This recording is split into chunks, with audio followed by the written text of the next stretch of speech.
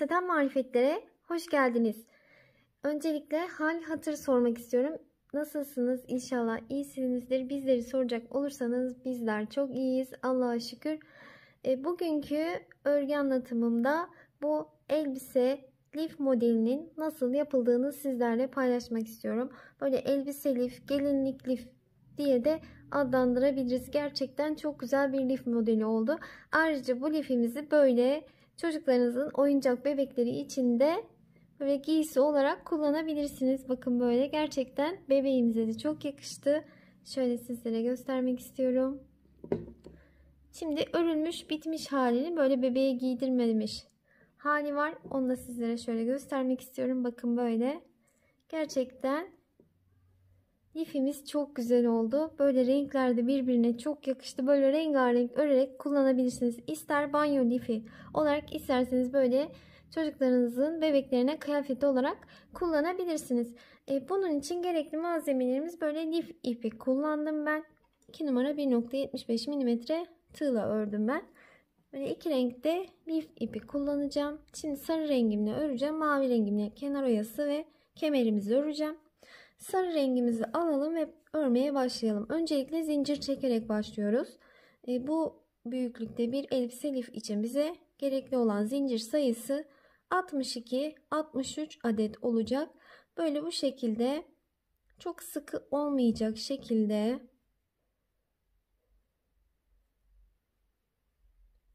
zincirlerimizi çekelim. Evet, zincirlerimi çektim. Toplam 63 tane çektim ben.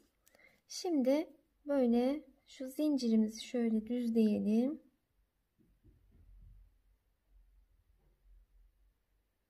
Böyle tam şu, tekrar şöyle yapalım. Bakın.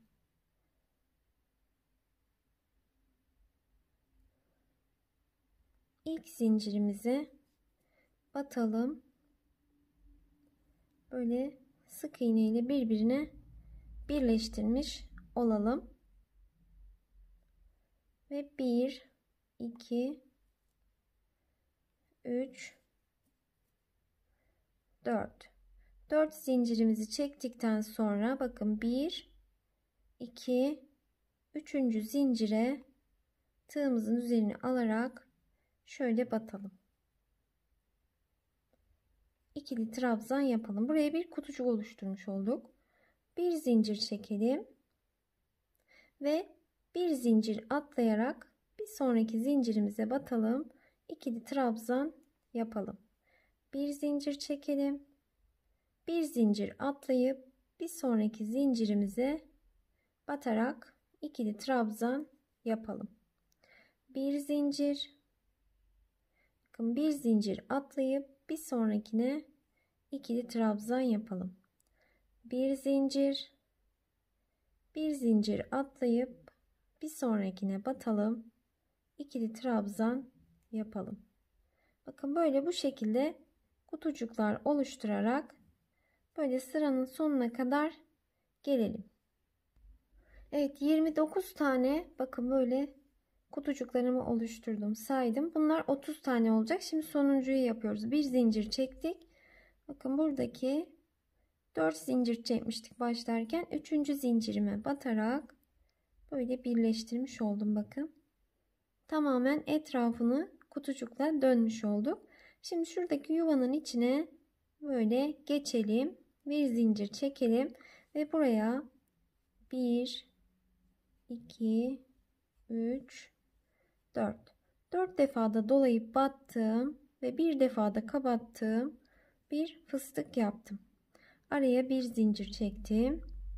Bir sonraki kutucuğun içine girdim. 1 2 3 4 defada dolayıp battım. Fıstığımı yaptım ve kapattım. Bir zincir çektim. Tekrardan bir sonraki sıradaki kutucuğun içine girdim. 1 2 3 4 defada dolayıp battım. Fıstığımı yaptım ve kapattım. Bir zincirimi çektim. Böyle her bir kutucuğun içine fıstıklarımı yaparak sıra sonuna kadar geleceğim. Dilerseniz bu fıstıkları 5-6 defa da dolayabilirsiniz. O sizin tercihinize kalmış. Ben 4 defa da dolayıp battığım fıstıklar yaptım. Şimdi bütün kutucukların içini dolduralım. Evet, böylece 30 adet fıstığımızı kutucuklarımızın içine doldurmuş olduk. Şimdi sonuncuyu da yaptım. Bir zincir çektim. Eğer eliniz çok sıkıysa, fıstık araları çok dar oluyor diyorsanız bu fıstık aralarındaki zincir sayısını 2'ye çıkartabilirsiniz. Ben bir zincir çektim.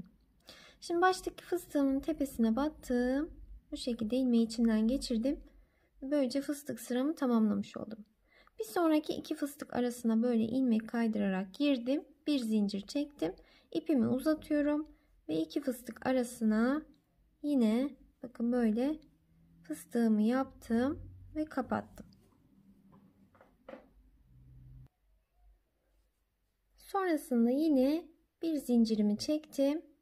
Diğer iki fıstık arasına böyle girerek yine 1 2 3 4 defa da dolayıp battığım fıstığımı yaptım. Bir zincirimi çektim.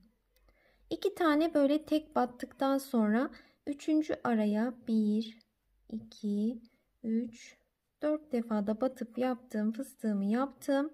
Bir zincir çektim. Bu araya tekrar 1 2 3 4 defa da batıp yaptığım fıstığımı yaptım. Bakın 2 tane tek, üçüncüye çift fıstık yaptım. Şimdi burada yine bir zincirimi çektim. Bu iki fıstık arasına 2 zincir çekebilirsiniz bu arada. Bir sonraki araya geçtim. Buraya tek fıstık yaptım. Bir zincir çektim. Bir sonraki araya geçtim.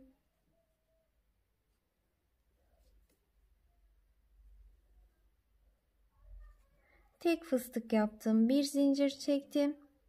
Bakın 2 tane tek tek battım. Üçüncüye buraya çift yapacağız. Fıstığımı yaptım. Böyle iki fıstık arasına 2 zincir çekiyorum. 2 tane yaparken. Az önce bir çekmiştim ama 2 çekelim burayı. Bakın bu şekilde ikili yaptım. 2 tane tek batıyorum. Üçüncüye çift battım. 2 tane tek battım. Üçüncüye çift battım. Bu araları dediğim gibi 1 ya da 2 zincir yapabilirsiniz. Bu şekilde. Böyle ben birer zincir çekerek yaptım. En sonuncuyu 2 yaptım. Siz istediğiniz şekilde 1 ya da 2 zincir çekerek böyle zincir fıstık aralarını ayarlayabilirsiniz. Söyleyemedim, kusura bakmayın. Şimdi böyle devam edelim. 2 tane tek yapalım fıstık. Üçüncüye çift yapalım. 2 tane tek yapalım. Üçüncüye çift yaparak böyle tamamlayalım. Evet, sırayı tamamladım. Elimde 40 adet fıstığım var. Bu ikinci sıramda fıstıklarımızı sayalım. 40 tane olması gerekiyor. En son bakın 2 tane battım. Şimdi baştaki bir zincirimi çektikten sonra baştaki fıstığımın tepesine batarak böyle birleştirmiş oldum. Şimdi yine fıstık arasına girdim. Bu sefer her fıstığın arasına bir adet fıstık yaparak ilerleyeceğiz. Buraya bir fıstık, diğer araya bir fıstık.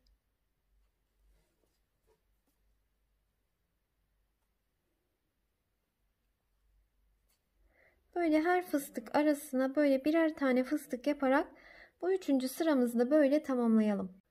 Evet, şimdi 3 sıra boyunca bakın tamamlamış oldum. 1 2 3 sırayı yaptım. Şimdi 4. sıramdayım. Burada artık kol ayrımlarını yapacağız. Şimdi böyle 12 tane fıstığımı aralara batarak yapıyorum. Evet, 1 2 3 4 5 6 7 8 9 10 11 12 12 tane fıstığımı sırasıyla fıstık arasına batarak yaptım. Şimdi bir zincirimi çektim.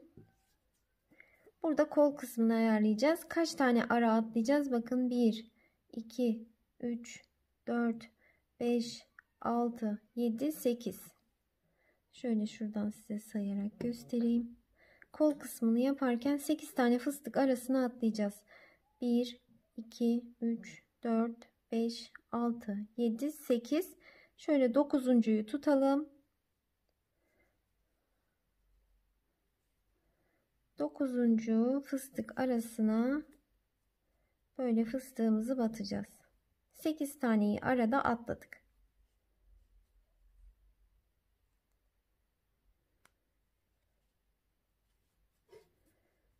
Şimdi yine her bir fıstığın arasına bu şekilde yapalım.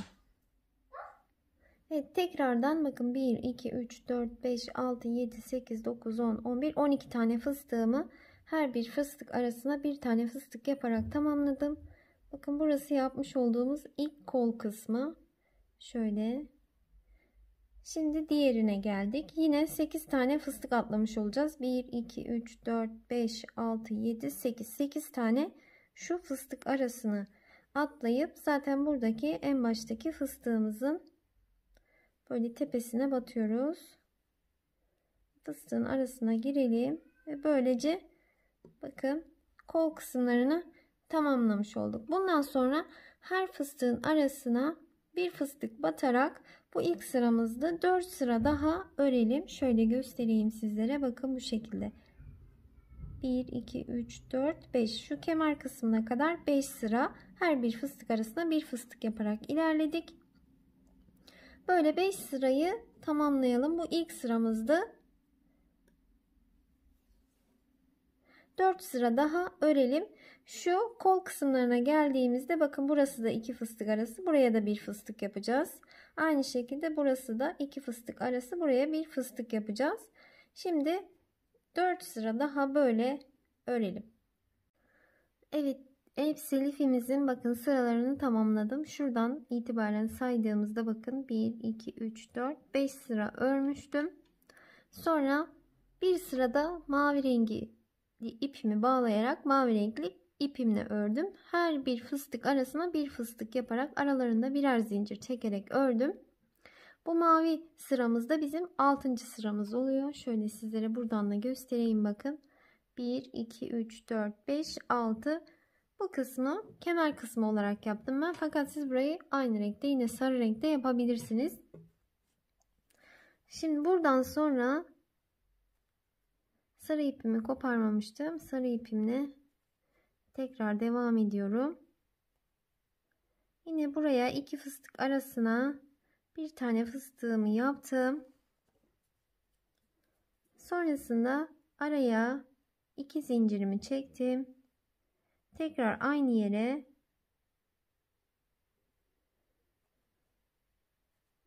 bir fıstık daha yaptım. Bakın böyle 2 fıstık arasına 2 fıstık yaptım. Aralarında 2 zincir çektim. Sonra 1, 2 zincir daha çekiyorum. Bir sonraki şu 2 fıstık arasına geçiyorum. Buraya da tekrardan bir tane fıstığımı yaptım. 2 zincirimi çektim. Aynı yere tekrardan batarak bir fıstık daha yaptım. Bakın böyle araya 2 zincir çekiyorum. Bu şekilde aralarda ikişer zincir çekerek her bir fıstık arasına böyle 2 fıstık yaparak sırayı tamamlayalım. Evet, sıramı tamamladım. Her bir araya 2 fıstık bakın böyle batarak aralarda ikişer zincir çekerek ilerledim. Şimdi bir üst sıraya geçtim. Yine 2 fıstık arasındayım bakın. Buraya yine fıstığımı yapıyorum. Kapattım. 2 zincirimi çektim. Tekrar aynı yere 1, 2, 3, 4 defa da battım. Fıstığımı yaptım. Kapattım. Bakın yine 2 fıstığın arasına 2 fıstığımı yaptım. Aralarında 2 zincir çektim. Şimdi bir alt sırada diğer 2 fıstık arasına geçerken 2 zincir çekmiştim. Bu sıramda 1, 2, 3 zincir çekiyorum. Sonrasında diğer 2 fıstığın arasına giriyorum.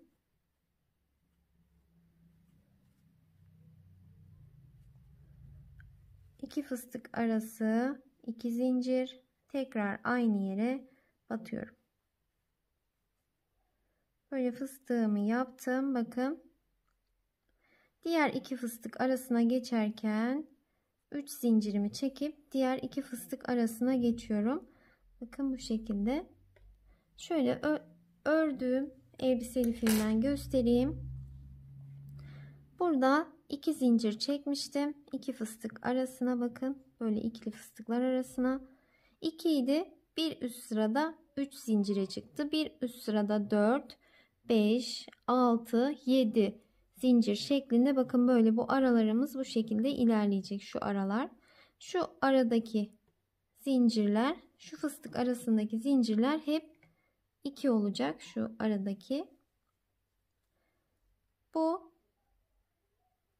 Şu araları her sırada bir zincir arttırarak ilerleyeceğiz. İlk sıramızda 2 idi. Sonra 3, 4, 5, 6, 7 zincire kadar çıktım ben. Burada kaç sıra yaptım? 1, 2, 3, 4, 5, 6 sıra. Bakın böyle ikili olarak 1, 2, 3, 4, 5, 6 sıra ördüm. Bu elbisemizin boyunu istediğiniz kadar uzatabilirsiniz. Daha 7, 8, 9, 10 sırada yapabilirsiniz. Ben 6 sırada bıraktım. Şimdi bu şekilde zincir sayılarımızı şöyle arttırarak sıralarımızı tamamlayalım. Sonra kenar oyasını birlikte yapalım. Evet, sıralarımı tamamladım. Şimdi kenar oyasını yapacağız birlikte. Şöyle göstereyim bakın.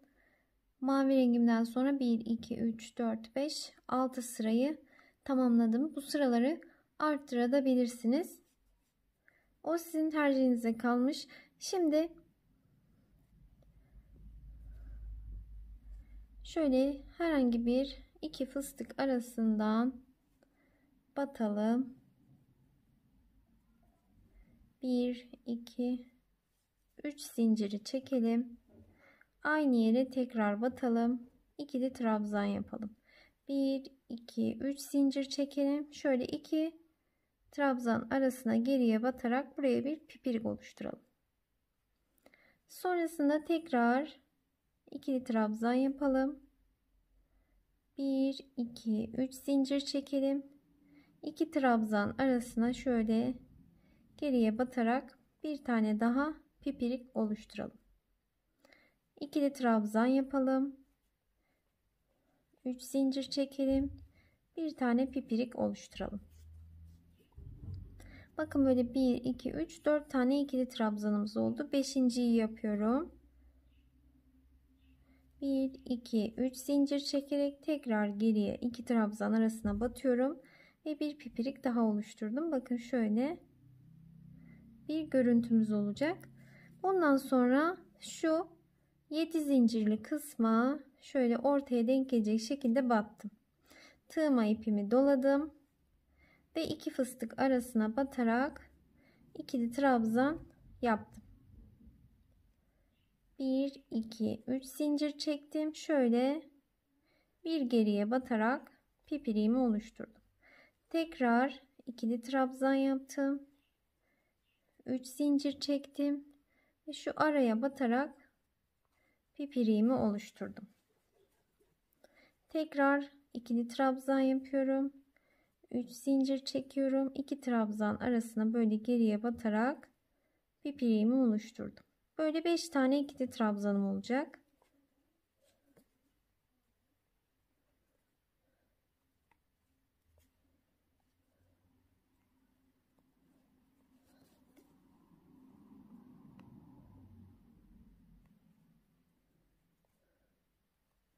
Evet, sonuncuyu da yaptık. Bakın şöyle göstereyim. 1, 2, 3, 4, 5 tane. Şimdi burada 7 zincirli kısım vardı. Onu şöyle ortasına denk gelecek şekilde böyle sık iğne olarak batalım. Sonra tekrar tığıma ipimi dolayarak şu iki fıstığın arasına batıyorum. İkili trabzan yapıyorum. 3 zincir çekiyorum. Bir geriye batarak pipiriğimi oluşturuyorum. Böyle etrafını bakın bu şekilde dolanalım. Evet, lifimizin kenar oyasını da tamamlamış olduk. Bakın böyle gerçekten çok güzel oldu. Renkler de birbirine çok yakıştı. Şöyle bakın. Gerçekten çok cici bir elbise lif oldu. İnşallah sizler de beğenirsiniz ve hep birlikte denemiş oluruz. Yapması gerçekten çok kolay. Bir günde 2 tane örebilirsiniz. Biraz ayrıntılı anlattığım için videom uzun oldu. Kusura bakmayın. Bazı şeyleri çünkü bazen ben çok tekrar ediyorum. Şimdi bu sarı rengimiz. Bir de böyle ben bebeğimize giydirdim. Bakın mavi rengimizi de bebeğimize giydirdim. Şöyle bebeğimizin üzerinde görün. Gerçekten çok güzel oldu. Bakın böyle. Şöyle sizlere göstereyim. Böyle çocuklarınızın bebeklerine elbise olarak da kullanabilirsiniz. Örebilirsiniz. Böyle lif olarak da kullanabilirsiniz. Gerçekten çok güzel oldu. Bir sonraki videolarımda görüşmek üzere. Hoşça kalın.